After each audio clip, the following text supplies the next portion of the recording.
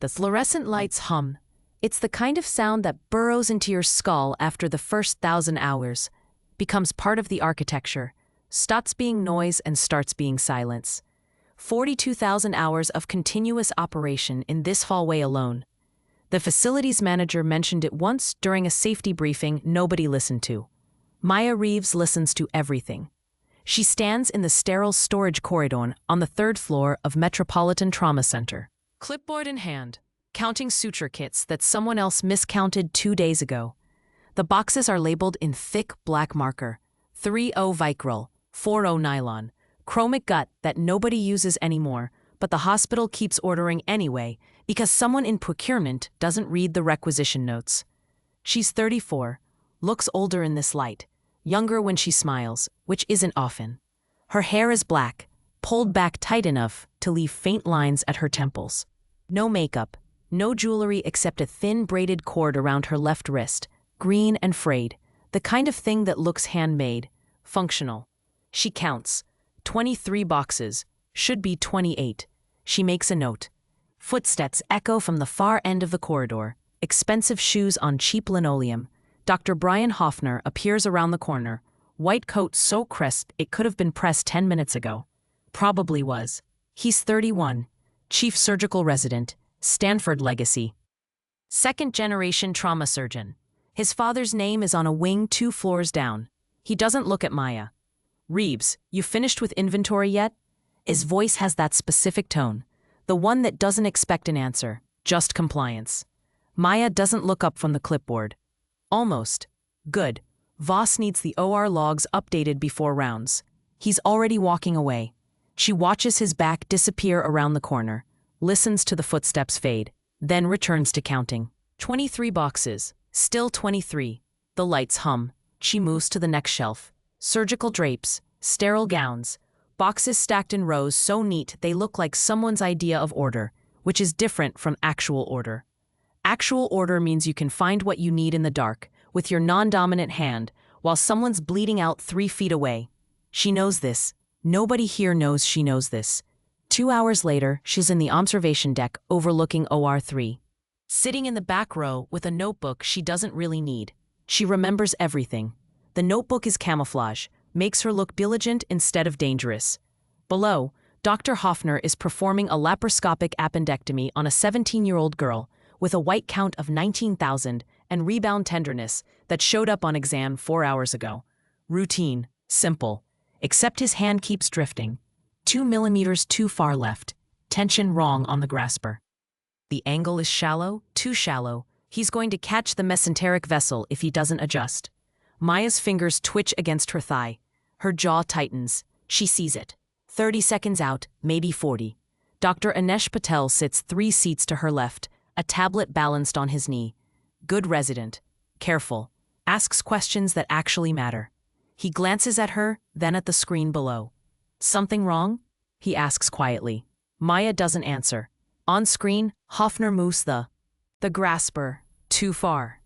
The monitor flares red. Blood floods the cavity like someone turned on a faucet. "Damn it." Hoffner's voice crackles through the speaker, sharp, louder than it needs to be. The attending steps in immediately. Dr. Sandra Voss, 15 years in trauma. Cold hands, colder demeanor. She suctions, clamps, repairs the nick in 40 seconds flat. Textbook, efficient. Hoffner steps back, shaking his head. "Equipment malfunction," he says. Grasper tension was off. Voss doesn't argue, just nods, keeps working. Nobody looks up at the observation deck, except Patel.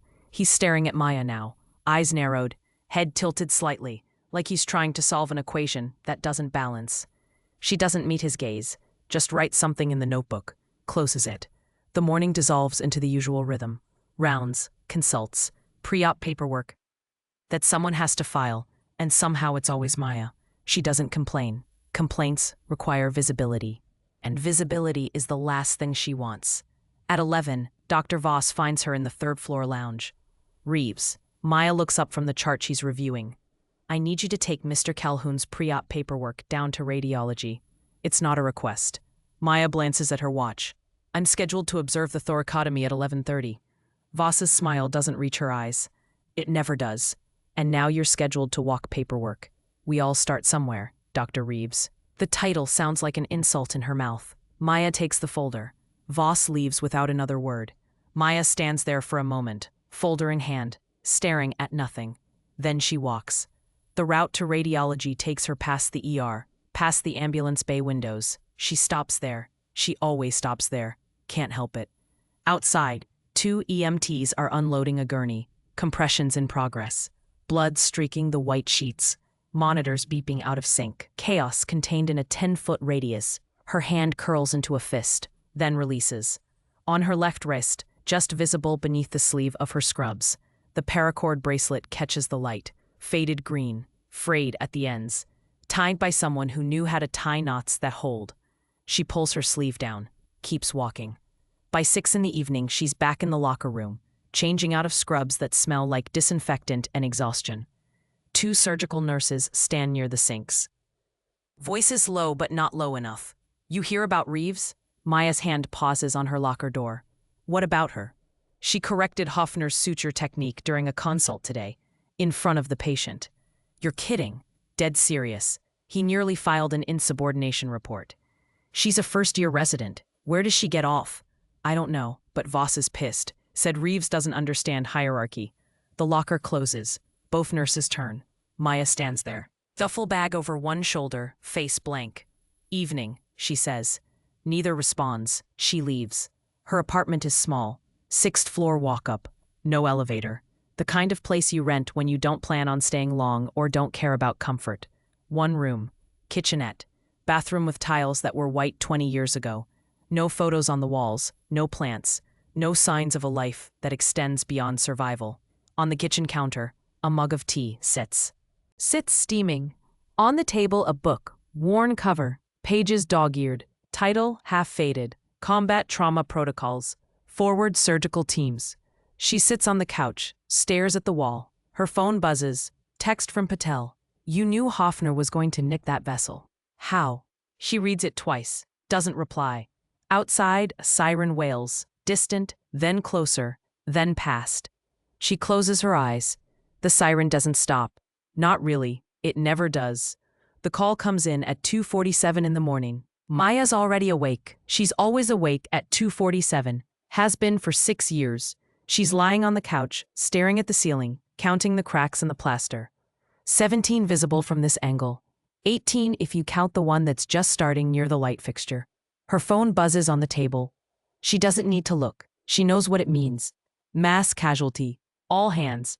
She's dressed and out the door in 4 minutes. The ER smells like blood before she even walks through the doors. It's a specific smell. Copper and iron and something else. Something organic that you can't wash out of your clothes, no matter how many times you try. She's tried. The ambulance bay doors are propped open. Gurneys everywhere. Paramedics shouting. Nurses running. Monitors beeping out of rhythm. A multi-vehicle pileup on the interstate. 16 cars. Unknown number of casualties. Maya moves through the chaos like water.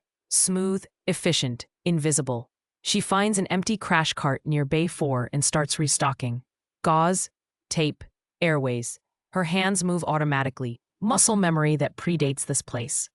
A gurney crashes through the doors. 2 paramedics, young, sweating, eyes too wide. GSW to the chest, BP dropping, pulse thready, oxygen sat 72. The man on the gurney is maybe 25, Hispanic, construction vest still on, his chest is torn open. Fabric and flesh mixed together in a way that doesn't make sense until you've seen it enough times that it does. Dr. Voss is in Bay 2, elbows deep in a steering column impalement case. Dr. Hoffner is upstairs, off rotation. Dr. Patel is at the nurse's station, 4th cup of coffee in his hand, swaying slightly. 36 hours awake. Maybe more. Maya doesn't move toward the patient. She moves toward the corner, back against the wall, hands flat at her sides. She breathes. In. 2, 3, 4. Hold. 2, 3, 4. Out. 2, 3, 4. The noise of the ER doesn't fade. It shifts. Like someone turned down everything except her heartbeat. Her vision tunnels. For half a second, she's not here. She's somewhere else. Dust in the air. Thick. Choking. The sound of rotors overhead. Heavy and rhythmic, like a second heartbeat. A man on a stretcher. Younger than this one. Different uniform. Same look in his eyes. The look that says he knows. Her hands. Younger then. Steadier. Covered in blood that isn't hers. Stay with me, Corporal. Stay with me. But he doesn't. She blinks. The ER snaps back into focus. We need a doctor now, the paramedic shouts. Patel stumbles forward. He's moving, but his hands are shaking. He reaches for the stethoscope. Drops it. Bends to pick it up. Damn it, he mutters. The patient's lips are blue. Maya's body moves before her brain catches up. 3 strides. She's at the gurney. Pneumothorax. Pneumothorax, she says. Her voice is flat, clinical. Left side, you can see the tracheal deviation. Patel looks up, confused. We need an attending. There's no time. She's already grabbing a 14-gauge needle from the crash cart. Her hands don't ask permission. They just move. What are you doing? Patel's voice rises. Second intercostal space, mid-clavicular line. She's marking the spot with 2 fingers, prepping the site with an alcohol swab. If I don't decompress now, he's dead in 90 seconds. You're not authorized. Then stop me. She doesn't wait. The needle goes in clean. 1 smooth motion. No hesitation. A hiss of air releases. Loud. Sudden. Like a balloon deflating. The man gasps. His chest rises. The monitor climbs. Oxygen sat 74, 78, 81. His color shifts from gray to pink. Maya pulls the needle, applies an occlusive dressing, steps back. Get him to surgery, she says quietly. He'll need a chest tube and a thoracotomy if there's a vessel injury. The paramedic stares at her. Patel stares at her. The patient is breathing. Who the hell are you? The paramedic asks. Maya doesn't answer. She turns and walks back to the crash cart. Her hands are steady. Her face is blank. But inside, her heart is hammering. She restocks the cart, replaces the needle, logs the use on the clipboard. Patel appears beside her 2 minutes later.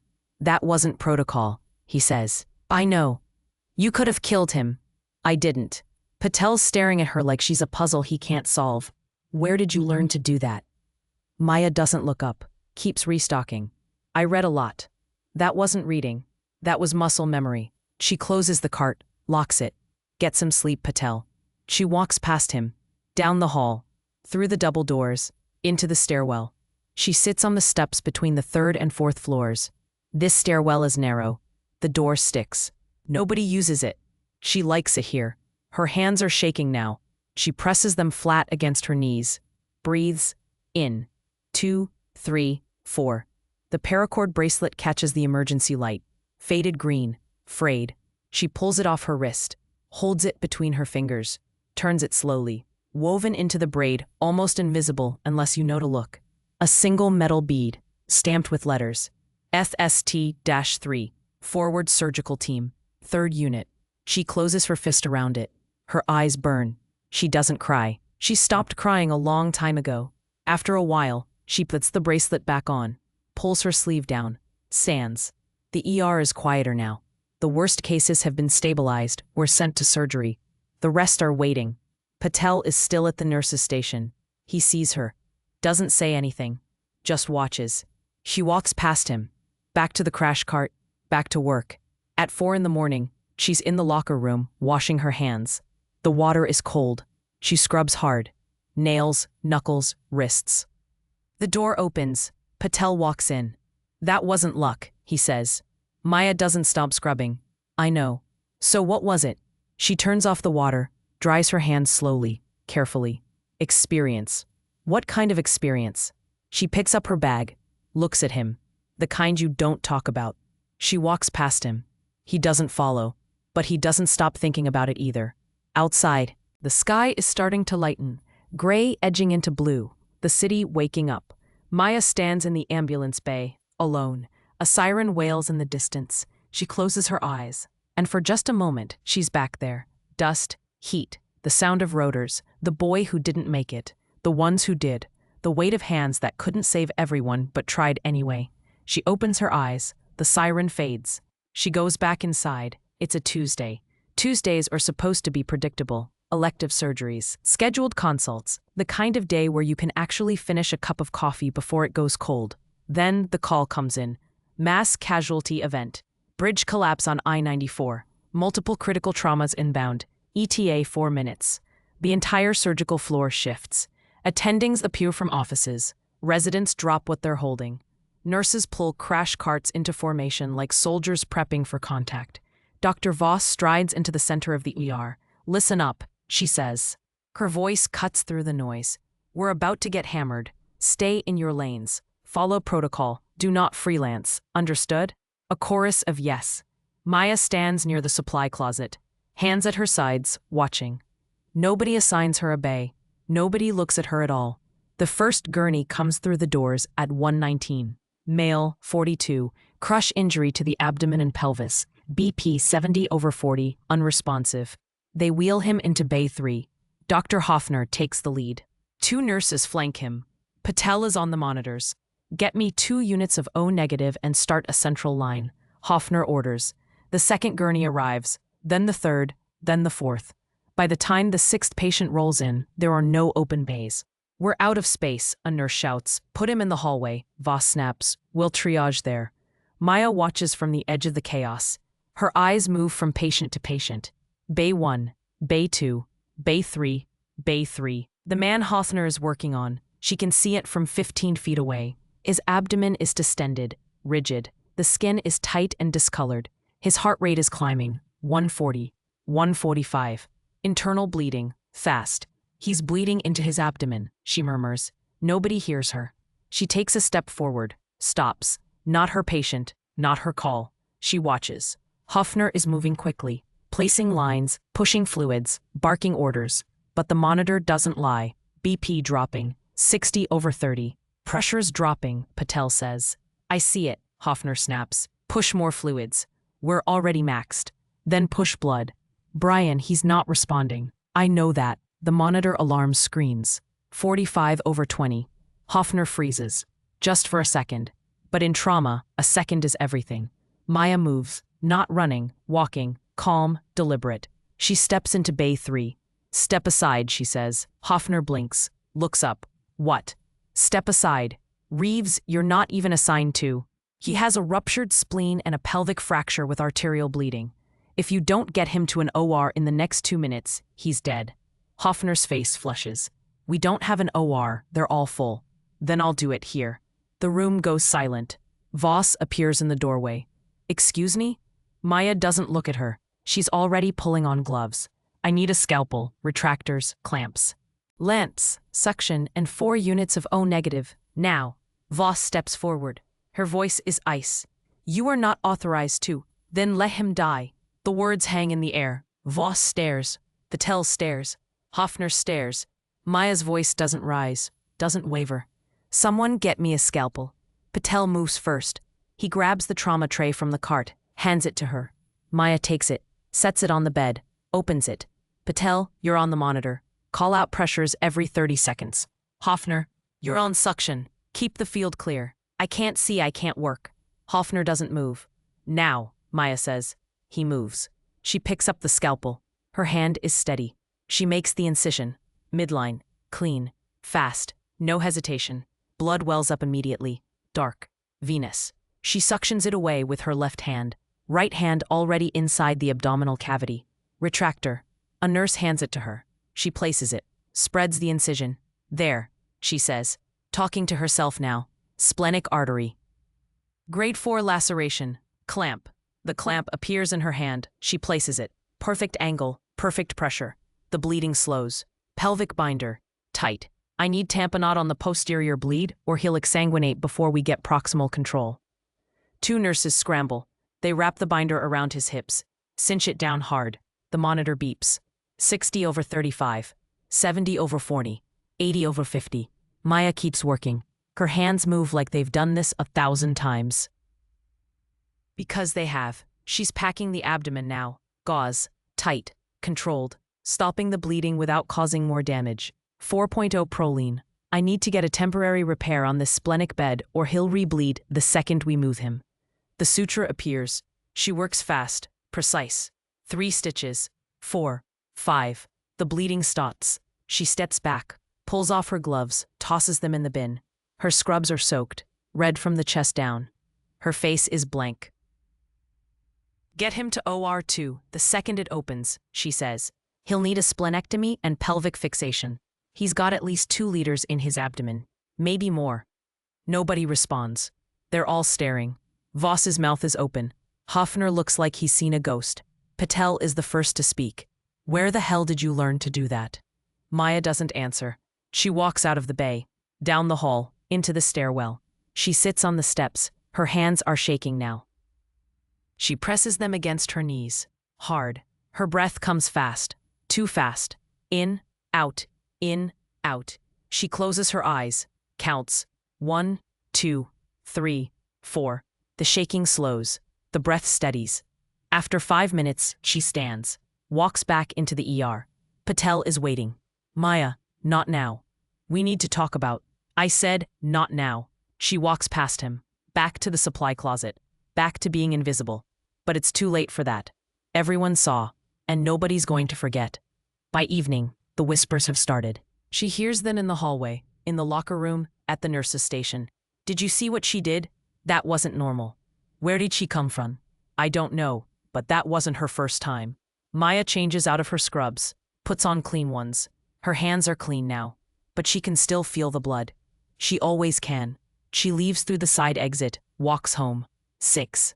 Floors up, sits on the couch, stares at the wall. Her phone buzzes, text from Patel. That was incredible, but I know you're hiding something. She reads it, deletes it, puts the phone down. Outside, the city hums.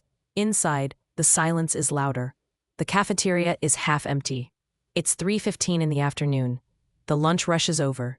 The dinner crowd hasn't started yet. Just a handful of nurses on break, and a couple of residents staring at their phones, like the screens hold answers to questions they haven't figured out how to ask.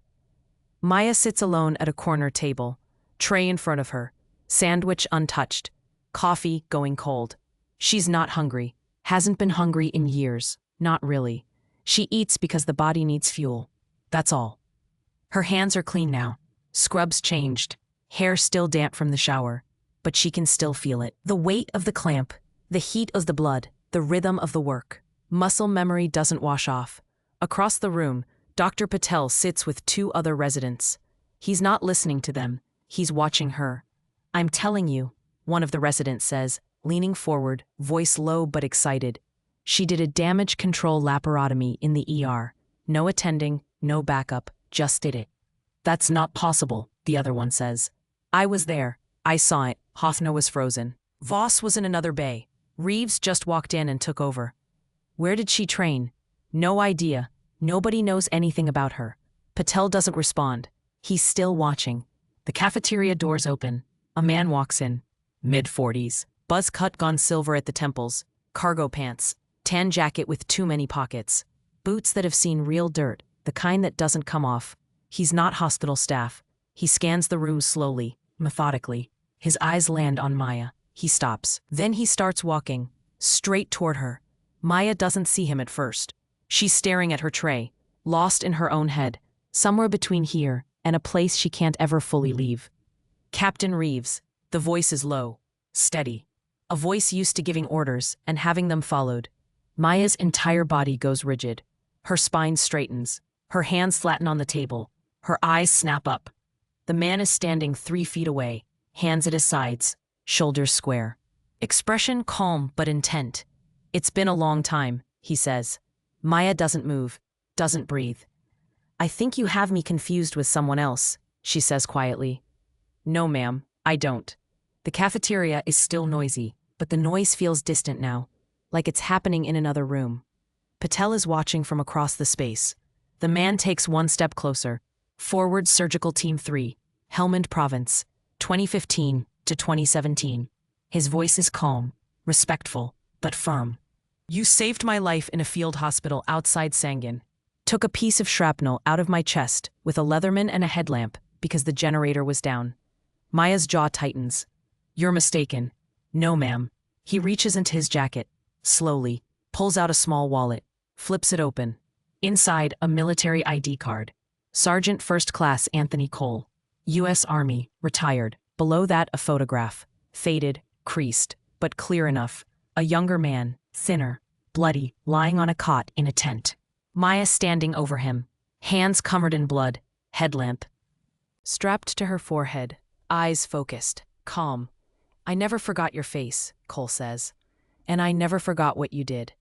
Maya stands. Fast. Too fast. Her chair scrapes against the floor. The sound cuts through the low hum of conversation. People are starting to look. I don't know what you think you remember, she says, voice tight, controlled, but you're wrong. Captain Reeves. I'm not a captain. You were. His tone softens. Not challenging, just stating fact. You were a trauma surgeon with the 547th Forward Surgical Team. 2 tours, over 200 combat field operations. You were nominated for a Bronze Star after you performed a thoracotomy under mortar fire and saved 3 Marines who shouldn't have survived the night. Maya's hands are shaking. She presses them against her sides. Stop.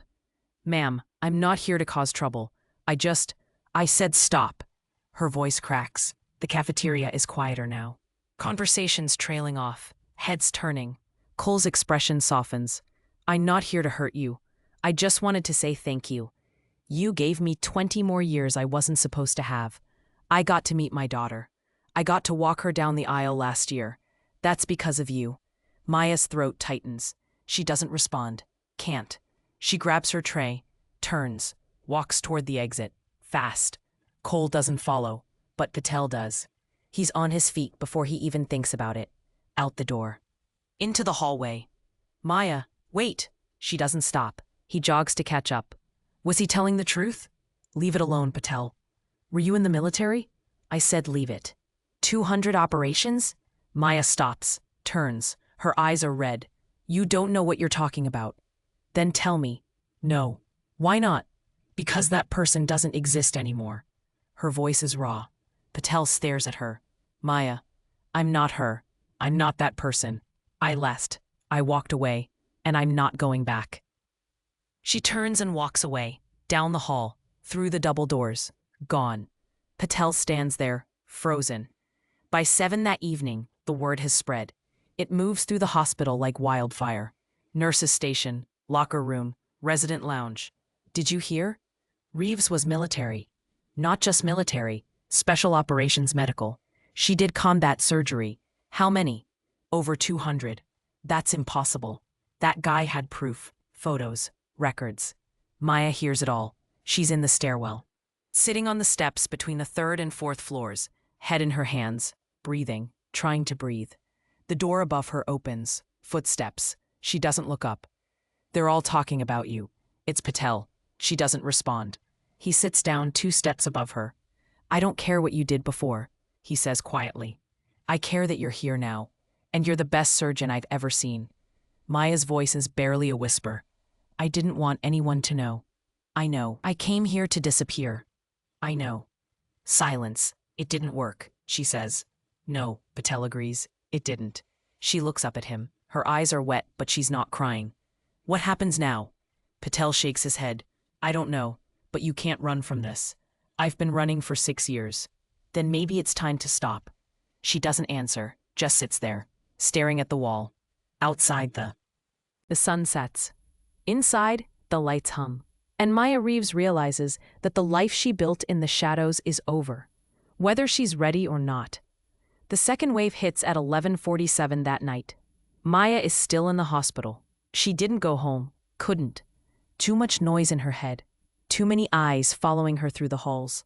She's in the surgical library, alone. Door closed. Lights off except for the desk lamp. Reading a journal she's already read. Then the overhead speakers crackle. Attention all available surgical staff. Mass trauma inbound. Industrial explosion at the Mid-City refinery. Multiple critical burns, crush injuries, respiratory distress. All hands to the ER. Repeat, all hands to the ER immediately.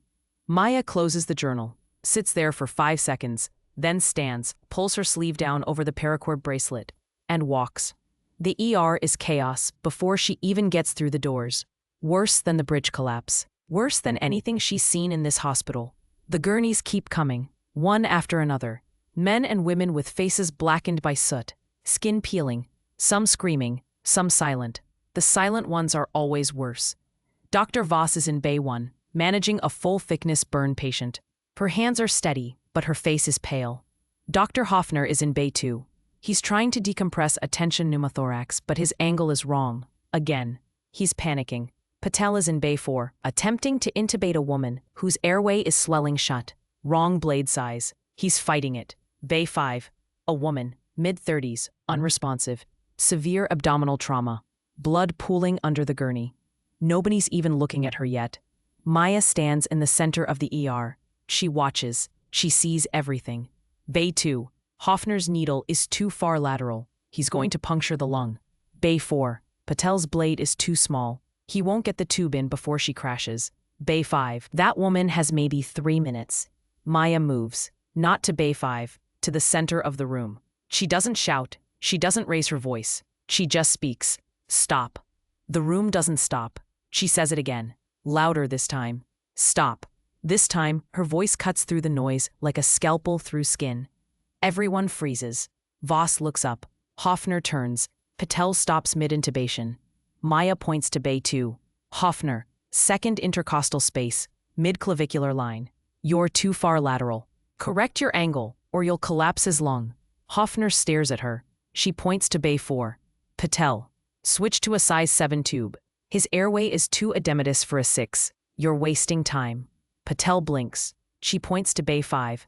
That patient has a ruptured diaphragm with bowel herniation into the chest cavity. She's got maybe 3 minutes before she arrests. Someone get her to OR1 now. Nobody moves. Voss steps forward. Her face is flushed, angry. Who the hell do you think you are? Maya turns to face her. Her voice is calm, flat, final. Someone who's done this before. You're a first-year resident. I'm the trauma surgeon with 217 combat-sealed operations under my belt. And if you don't start listening, people are going to die. The room goes silent. Voss's face goes white, then red. Get out. No. Get out of my ER. No. The air is electric. And then, a sound. Deep, rhythmic, distant at first.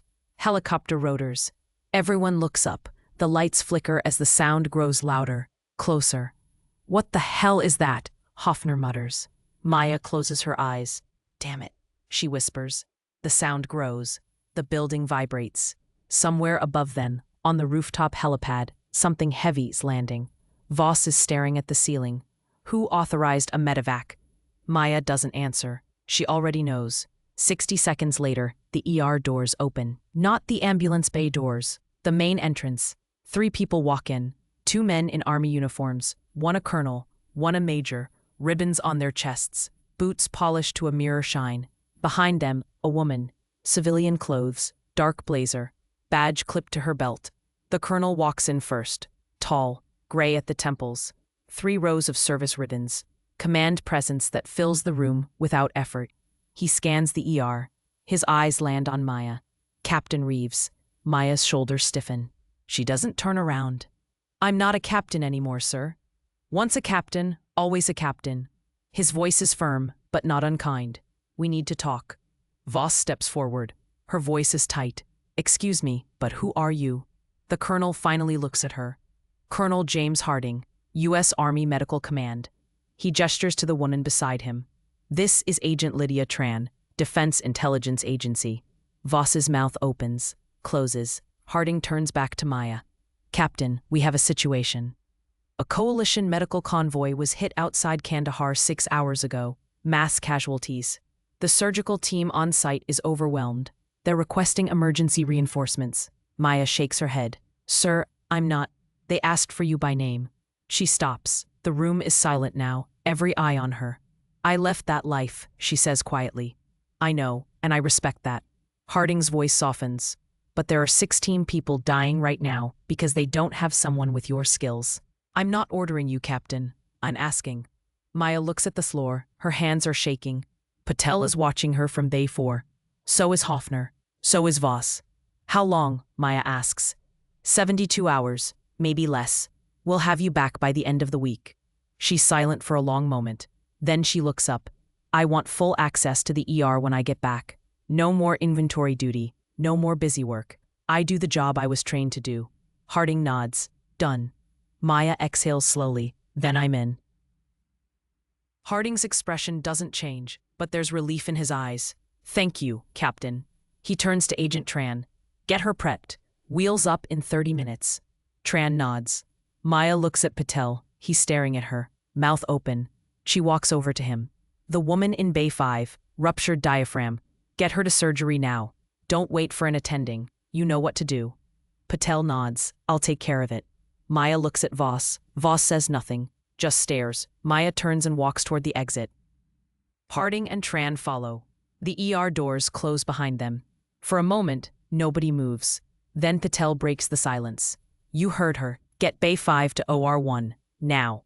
The room explodes back into motion, but everything has changed. On the rooftop, the helicopter waits, rotors spinning. Maya climbs in. Harding hands her a duffel bag. Your kit, we pulled it from storage. She takes it. Inside, she knows what she'll find. Surgical tools, field gear. The things she thought she'd never touch again. The helicopter lifts off. Through the window, she can see the ER below. Patel is standing at the glass doors, watching. She lifts her hand. A small wave. He waves back. Then the hospital disappears into the night, and Captain Maya Reeves is gone. The helicopter lands at a military airfield 40 minutes outside the city. Maya doesn't speak during the flight. Neither does Harding. Agent Tran types on a tablet, organizing logistics that Maya doesn't ask about. The rotors wind down. The side door slides open. Waiting on the tarmac is a transport plane. Engines already running. Cargo ramp lowered. Harding climbs out first, offers his hand. Maya takes it, steps down onto the concrete. The night air is cold, smells like jet fuel and oil. We've got a C-17 waiting, Harding says. Direct flight to Kandahar, 14 hours. You can sleep on the way. Maya nods. She won't sleep. She never sleeps on transports. They walk toward the plane, up the ramp. Inside, the cabin is utilitarian. Jump seats along the walls, cargo netting, medical supplies strapped down in the center. Maya sits near the front, buckles in. Harding sits across from her. The ramp closes. The engines roar. The plane starts to move. For a long time, neither of them speaks. Then Harding leans forward. I know this isn't easy. Maya looks at him. Why me, sir? There are other surgeons, younger, still active. Harding shakes his head. None of them have your record. None of them have your instincts. And none of them were specifically requested by a dying medic who heard your name 6 years ago and never forgot it. Maya's jaw tightens. What's her name? Corporal Jennifer Dawson, 23. Been in country 8 months. Saved 4 Marines before taking shrapnel to the chest. She's critical, asking for you. Maya closes her eyes. I don't even know her. She knows you. Your reputation carried long after you left. Silence. The plane climbs. Maya opens her eyes. What happened after I left? Harding exhales slowly. People ask questions. A lot of questions. You are one of the best we had. Then you just walked away. No explanation. No forwarding address. I couldn't do it anymore. I know, do you? Her voice is sharper now. Do you know what it's like to lose someone on your table because the blood didn't arrive in time? Because the generator failed? Because the convoy got delayed and they bled out waiting? Harding's face softens. No, I don't. I watched a 19-year-old kid from Nebraska die in my hands. He kept asking if he was going to be okay. I told him yes. I lied to him. And then he died. And I couldn't. Her voice breaks. She stops, breathes. I couldn't keep doing that. Harding leans back. You saved more lives than most surgeons will see in their entire careers. I know, but I lost some too. And those are the ones I remember. The plane levels off. The cabin is quiet, except for the hum of the engines. After a while, Harding speaks again. For what it's worth, Captain, I'm glad you're coming back. Even if it's just for 72 hours. Maya doesn't respond. She stares out the small window at the darkness below. Somewhere down there, the world is still turning. Somewhere, people are living normal lives. She wonders what that feels like. 14 hours later, the plane touches down in Kandahar. The heat hits like a wall the moment the ramp opens. Dry, oppressive, the kind of heat that steals the air from your lungs. Maya steps out onto the tarmac. Dust everywhere. The sky is pale blue, washed out by the sun. A Humvee is waiting. Harding climbs in. Maya follows. They drive in silence through the base. Concrete barriers, guard towers, soldiers in full kit walking in formation. It's all familiar. Too familiar. The Humvee stops outside a large tent with a red cross painted on the side. Field hospital. Maya climbs out. Inside, the sound hits her first. Monitors beeping, voices shouting, the metallic smell of blood and antiseptic. A young captain approaches. Medical corps. Exhausted. Blood on his scrubs. Captain Reeves? Maya nods. Thank God you're here. We've got 6 critical and 2 more inbound. We're completely overwhelmed. Where's Corporal Dawson? He gestures toward the back. Bay 4. She's stable for now, but she needs a thoracotomy. We don't have anyone with the experience. Maya walks toward Bay 4.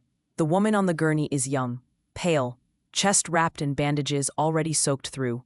Her eyes are closed. Maya checks the monitor. Heart rate elevated. Blood pressure dropping. Oxygen sat low. She's running out of time. Maya turns to the captain. Get me a surgical kit. I need to open her chest now. Here? Here. He doesn't argue. 10 minutes later, Maya is wrist deep in Corporal Dawson's chest cavity. Her hands move with the precision of someone who's done this in worse conditions. She clamps the bleeding vessel, repairs the laceration, closes the pericardium. The monitor stabilizes. Dawson's breathing evens out. Maya steps back, pulls off her gloves.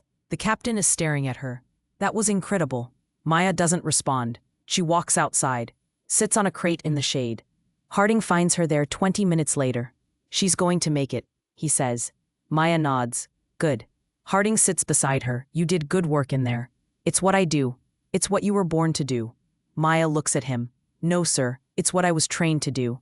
There's a difference. Harding is quiet for a moment. Why did you really leave, Captain? Maya is silent for a long time.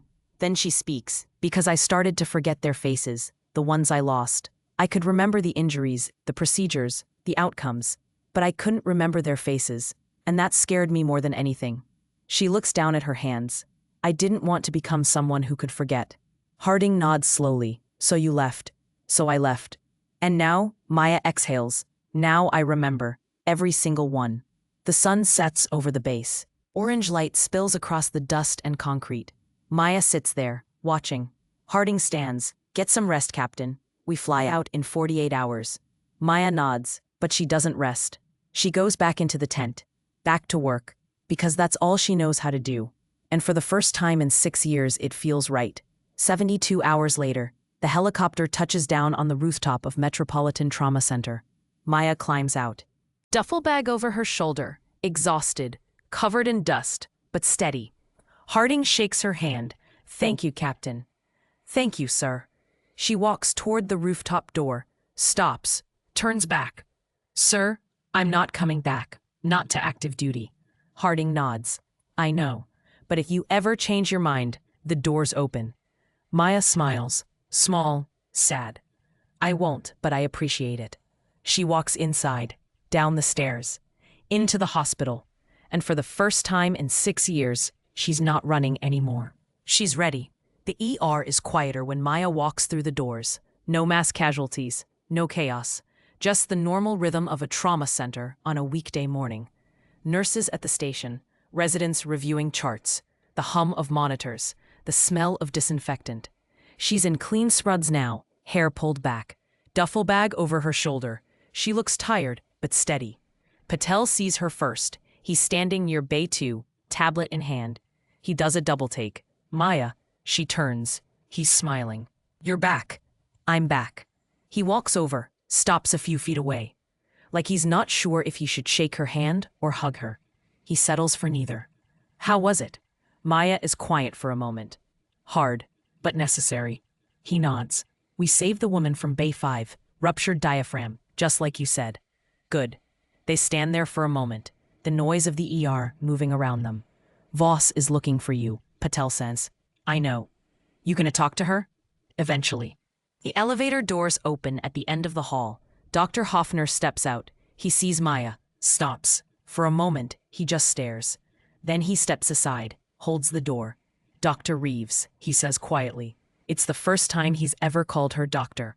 Maya nods. Dr. Hoffner.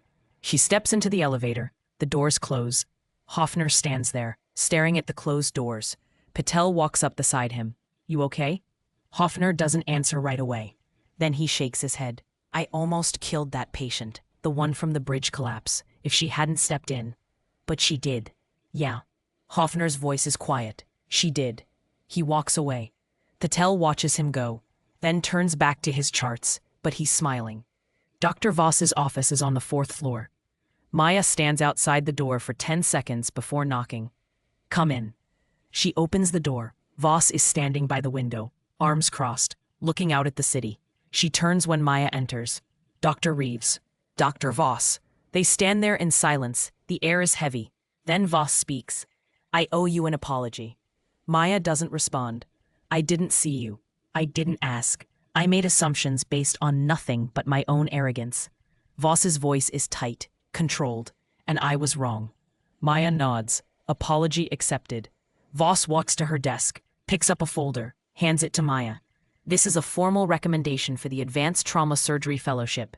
It starts in 6 weeks. If you want it, it's yours. Maya takes the folder, opens it. Inside a letter, signed by Voss, countersigned by the Chief of Surgery. She closes it. Thank you. She turns to leave. Dr. Reeves? Maya stops, turns back. Voss is looking at her now, really looking. For what it's worth, you're the best trauma surgeon I've ever seen. Maya is quiet for a moment. I'm not the best, doctor. Sis. I'm just the one who didn't give up. She leaves. The hallway is empty. She walks slowly, taking it in. This place. This hospital. For 6 years, she tried to disappear here. Now, she's finally visible. And it doesn't feel as terrifying as she thought it would. The cafeteria at noon is busy. Maya sits at the same corner table. This time, the tray has food on it. She's actually eating. Patel sits down across from her without asking. Mind if I join? Go ahead. They eat in silence for a moment. Then Patel speaks. You know you're a legend now, right? Maya smirks. I'm really not. You are. The nurses are calling you the ghost, the trauma surgeon who came back from the dead. She laughs. It's quiet, brief, but real. I like that, she says. Me too. They keep eating. Across the room, Dr. Hoffner is sitting with 2 other residents. He glances over at Maya. She catches his eye. He nods. She nods back. It's not friendship, but it's a start. Later that afternoon, Maya is in the surgical prep room when Hoffner walks in. He's scrubbing. She's restocking her kit. He glances at her, looks away. Dr. Reeves. Dr. Hoffner. Silence. He stops scrubbing. I was wrong. About you. About everything. Maya doesn't respond immediately. We all make mistakes. Not like mine. I almost killed that patient in Bay 3. But you didn't, because you let someone else step in. Hoffner looks at her. I want to learn from you. If you're willing to teach me. Maya is quiet for a moment. Then she nods. I'll teach you, but you have to listen. I will. She walks past him toward the door. Stops. Good. Because the next thoracotomy is yours. I'll supervise. Hoffner exhales. Thank you. She leaves. He stands there, staring at his hands in the sink. Then he starts scrubbing again. This time he pays attention to the angle. The next morning, Maya walks into the resident lounge. 4 residents are gathered around a laptop. On the screen, her military record. Public now. 217 surgeries. Under fire. Actual gunfire. And we had her doing inventory. One of them looks up as Maya walks past the door. She doesn't stop, but one of them stands. Dr. Reeves? Maya pauses. The resident is young, maybe 26. Nervous. Could you maybe show us some of your techniques? We'd really like to learn. Maya looks at them. 4 faces. Eager. Respectful. She nods. Trauma Skills Lab. Tomorrow morning. 6 a.m. We'll be there. She walks away. Behind her she hears them talking. Excited. Motivated. She doesn't smile. But something inside her shifts. A week later, the hospital board meets. Dr. Voss is called in. The chief of surgery sits at the head of the table. Dr. Alan Greaves. Silver hair. Expensive suit. No-nonsense expression. Dr. Voss. We need to discuss Dr. Reeves. Voss sits. What about her? We've received inquiries from 3 other hospitals. They want to recruit her. Apparently her record has made the rounds. Voss says nothing. We're fortunate she came back. Greaves continues. And we're going to make sure she stays. Effective immediately, Dr. Reeves is being promoted to senior trauma resident. Full surgical privileges. No more administrative duties. Voss nods. Understood. And Dr. Voss? She looks up. This is your chance to make it right. Don't waste it. She doesn't. That afternoon, Voss finds Maya in the ER. Dr. Reeves, a moment? Maya follows her into an empty exam room. Voss closes the door. You've been reassigned. Senior trauma resident. Full privileges. You'll be leading your own cases starting Monday. Maya blinks. You earned it. Voss's voice is firm. I should have seen it sooner. I didn't. That's on me. But I see it now. Maya nods. Thank you. Voss extends her hand.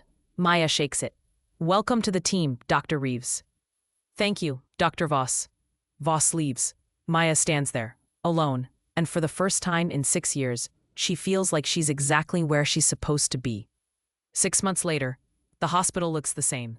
Same fluorescent lights, same hum of machinery, same smell of antiseptic and coffee that's been sitting too long. But it feels different. The ER is busy, always busy. But there's a rhythm to it now, a system. Maya designed it. Rapid response trauma protocol, clear roles, clear communication, no wasted motion. It saved 14 lives in 3 months. The board wants to implement it hospital-wide. Maya stands in the surgical training room. 8 residents sit in front of her, all watching, all listening. She holds a scalpel over a training dummy. The first rule of trauma surgery, she says, is that nothing goes according to plan. The second rule is that you adapt anyway. She makes an incision. Clean, precise. You're going to see things that don't make sense. Injuries that shouldn't be survivable. Patients who should be dead. She looks up. Your job is to keep them alive anyway. The residents are silent. One raises a hand, young, eager, reminds Maya of herself 10 years ago. Dr. Reeves, is it true you performed surgery under mortar fire? Maya pauses, then nods. Yes. How did you stay calm? She's quiet for a moment. I didn't. I was terrified, but I did the work anyway. She sets the scalpel down. That's the job. You don't have to be fearless. You just have to show up. Another resident speaks up. What if we make a mistake? Maya meets his eyes. You will make mistakes. We all do. The question is what you do after. Do you freeze or do you learn? She picks up the scalpel again. Let me show you. For the next 2 hours, she teaches. Not just technique, but mindset. How to think under pressure, how to prioritize, how to make the hard calls when there's no time and no backup. By the end, all 8 residents look exhausted, but inspired. One of them approaches as the others file out. It's the one who asked about the mortar fire. Dr. Reeves, thank you. For this, for everything. Maya nods. Just pass it on. He smiles. I will. He leaves. Maya stands there alone in the training room. She exhales slowly. This is what she was meant to do. Not just save lives, but teach others to save lives. Later that evening, Maya is on the rooftop, the same rooftop where the helicopter landed 6 months ago. The sun is setting, orange and pink light spilling across the skyline. She's not alone. Patel is standing beside her. They don't speak for a while, just watch the city. Finally, Patel breaks the silence. You ever think about going back to the military? Maya's quiet. Sometimes, but this is where I'm supposed to be. Why? Because here I get to save lives without losing pieces of myself. Patel nods. For what it's worth, I'm glad you're here. Maya smiles. Me too. They stand there as the sun sinks below the horizon. The city lights start to flicker on, one by one, like stars. Maya's office is small, but it's hers. On the wall, her medical degree. Next to it, a framed photograph. Her old unit. Forward Surgical Team 3. 12 faces, dusty, exhausted, smiling. She doesn't look at it often, but she keeps it there. A reminder of who she was and who she's become. She sits at her desk, opens her laptop, starts reviewing notes for tomorrow's surgery. Her phone buzzes, a text from Colonel Harding. Heard about the new protocol. Proud of you, Captain. Always will be. She smiles, tights back. Thank you, sir, for everything. She sets the phone down. On her wrist, the paracord bracelet. Faded, frayed. She touches it, remembers. A young ranger, barely 20, waiting for evac that came too late. He'd tied it himself while they waited. For luck, he'd said. She'd worn it ever since. Not for luck, for memory. She closes her laptop, stands, looks out the window at the city below. Somewhere out there, people are living their lives, going to work, coming home, loving, laughing, surviving. And when they can't survive on their own, they come here, to this hospital, to people like her, people who show up, people who don't give up. She turns off the light, walks out. The hallway is quiet, night shift taking over. She passes the ER on her way out, stops, looks inside. A team is working on a patient, young woman, car accident, critical. Dr. Hoffner is leading. His hands are steady now. His voice is calm. He's doing it right. Maya watches for a moment, then keeps walking. Outside, the air is cool. She breathes it in. Looks up at the sky. Stars barely visible through the city lights. But they're there. Always there. She walks toward the street. Her phone buzzes again. This time, it's Patel. Drink tomorrow after shift? She smiles. Types back. Sure. She puts the phone away, keeps walking. The city hums around her. Sirens in the distance. People rushing past. Life moving forward. And for the first time in 6 years, Maya Reeves is moving forward with it. Not running, not hiding, just living. One day at a time, one patient at a time, one life at a time. Because that's what she does. That's who she is.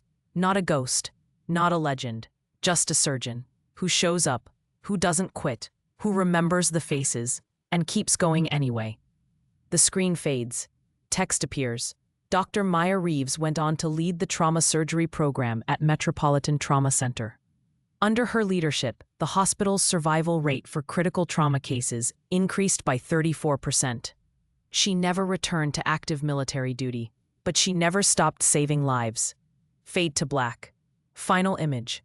Maya in the OR. Hands steady. Eyes focused. Doing what she was born to do. The monitor beeps. Steady. Strong. Alive. Fade out. End. Some heroes wear uniforms. Some wear scrubs. All of them show up when it matters most.